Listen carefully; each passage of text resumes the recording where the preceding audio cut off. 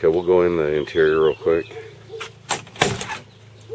Okay, see if I can give you a good shot of it.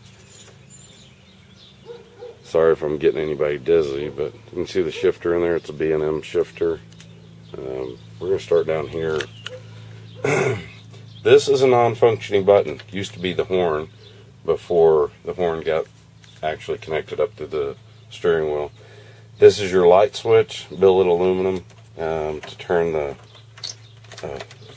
there it goes. Okay, so there's your light switch on and off for parking lights and all that. And if you twist it, the light in the headrest will come on. That's the cigarette lighter, a 12-volt socket, your brake release. Down in here you'll see the computer. This is for your adjustments to your fuel injection, then obviously your brake. Now this was a standard when I bought it, so the clutch is gone. I had them completely remove it and all remnants of everything. We can see the painless wiring kit if I take you under here. Hang on. Let's see here. There's the painless wiring kit and your fuse panel underneath there.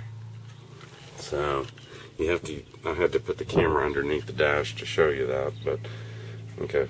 So from, now all the wiring is hidden until you crawl under there. This is the air conditioner right here. So that whole unit with the shifter in the way, that's the air conditioner. And I'll show you when we get under the hood where that's tied into. But that's your air conditioner, and your controls for it are right there. So that's it has a, those controls are different controls, and they only control the air conditioner. Your vent and heat is controlled up here. They have nothing to do with the air conditioner. And that's just the way this thing works. This switch right here, it's a 79 Camaro window switch. And the way it works, this controls the four-wheel drive, low and high, or high, low, and then back off. So right now we're going to put it in 4 high. That's in 4 high. Hold it down, it goes into 4 low. Push it up, and now it's off. So it's 1 second, 2 seconds, and then back up, and you're out of 4-wheel drive. So that's kind of unique to this Jeep, I think. Okay, we'll go over here. This is your air locker system, and you'll see you've got, front air locker, rear air locker. What you do is you turn your air compressor on first. I'm going to turn the key on. Hang on. Okay, you heard it come on. Okay, so you turn your air compressor on. It's building up pressure in the lines to the front and rear differential. Now the pressure is built. Turn on the rear, turn on the front, and now your differentials are both locked. So when you would use this only when you're in 4-wheel drive. Actually, the rear, you could turn on your rear lockers when you're in 2-wheel drive, and it'll lock up, put you in posi track. So that's an option. But anyway, I'll turn them off. You heard the air. And then turn off the compressor.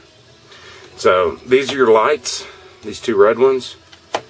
So you turn them on like that, turn them off by flipping them down. This is an extra switch if you ever add an accessory that you want it for. I kept adding crap, so I had bought this switch and had them leave it in and build it out so that I could use it later. And the 2 that are alike are for my lights, upper and lower, or lower and upper, one or the other. I usually turn them on together, but I have them switched differently. So less draw on the battery. They're a little bit redundant, but anyway, if you're going through a creek or something, your uppers are better. So I can say that. Okay, let's go to the meters. So I'm going to go straight on from the center, and hopefully I'm going to get in. So you're going to shake a little bit.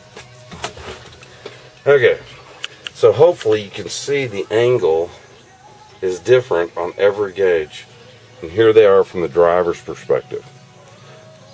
So right there from the driver's perspective, you can see they all aim at the driver's head, which is also unique to this Jeep. Took me forever to find that particular panel, but anyway, then you come over to the speedometer.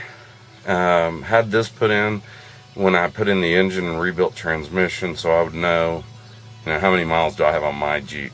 I don't remember how many miles the original Jeep had on it, but there are no driving parts. There's no transmission, engine, axles, drive shaft, anything from the original engine or drivetrain. So all of the parts on this Jeep have either been rebuilt or fixed or whatever in the last 3,000 miles. So,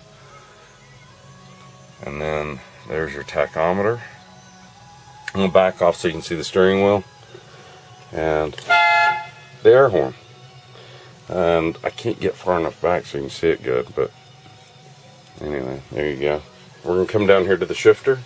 So this is the B&M shifter. Now this is something that you may or may not like. So in most cars, there's some place for you to throw your wallet and change and debris. So you'll see there's a metal pan and it's bolted into the floorboard. I found it imperative when I'm, picking up some Cokes or whatever, throw them in there. Now, the other thing I have is 2 cup holders integrated into the center Tuffy locker. And we'll go over the Tuffy locker in just a second. But let me finish going over this shifter. So the B&M shifter, I'm going to have to reposition. Sorry for the shaking. You can't see it real good from here, but right now it's in park.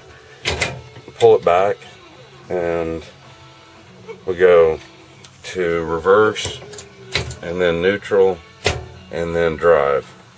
You push this lever, and I hope you can see this. But there's a lever here, and you push it in, and you can go low 2, low 1, and then to go back in gear, and I hope I'm doing a good job of you being able to see this. You go second by hitting it, drive, and then neutral, and then you're stuck. You can't go to reverse. Now to go to reverse, you'll pull that lever. You pull the lever from drive, you pull the lever back up, and then you can slap shift it through there. So anyway, that's how the shifter works. So there's reverse, there's neutral, and there's drive. And it's stiff. So that's the best aftermarket shifter I could find for this guy. Okay, so let's go to the center console. There's your cup holders, your GPS navigation. Now, actually it has us pointed the right direction right now. This guy, that arrow is the vehicle's position on the earth. Because this is mounted down, the gyro gets off when you're moving, and it doesn't keep that arrow pointed always in the direction you're going. But you can see the mapping is all in there, so you can actually put in your plot for where you're going, and it'll tell you how far you are and how long to get there. The north-south direction, your zoom in, zoom out, volume, and that's a turn-by-turn volume. And then your controls.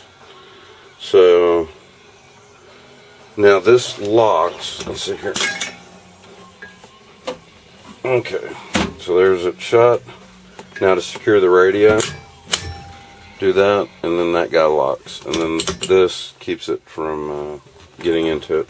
Okay, so there's your center console and your radio. This right here is your iPod cable. And iPod, iPhone, it doesn't charge the phone, but it hooks up and you get controls to use on the touchscreen to control an iPhone playlist or whatever. Down in this tray is the security key for the locks, and then this bar is the tire iron. So that's where you keep that. Alright, so let's do that. That's the center console. And let's go to the back seat.